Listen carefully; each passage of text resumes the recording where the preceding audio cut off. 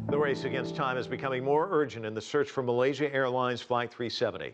The head of the search effort says an Australian ship picked up more signals that could be from the plane's black boxes, but the flight recorder's batteries are near the end of their life cycles and could die at any time. CCTV's Rian Maelzer joins us from Kuala Lumpur. And Ryan, what more can you tell us about these latest pinging signals?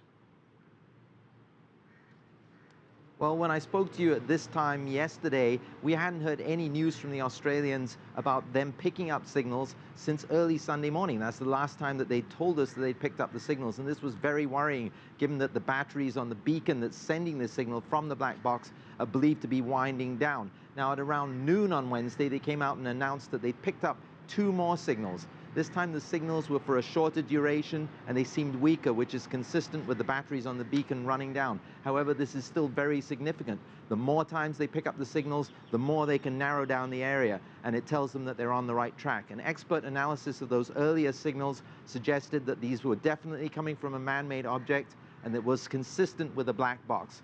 Now, when we talk about narrowing down the search area, previously they were searching, a couple of 100,000 square kilometers. Now they've narrowed it down, yes, but a US official is saying that the radius from which this signal could be coming is still 20 kilometers. A 20-kilometer radius still amounts to an area of the seabed of around 1,400 square kilometers. And they don't know what the conditions are like down there. They could be very silted, the wreckage could be under silt. So it could still be days or even weeks before they're able to pinpoint exactly where that wreckage is using an undersea drone called the Bluefin 21. So yes, a huge amount of optimism, time running out on the beacons, some breakthroughs looking quite imminent, but still it could be some ways away.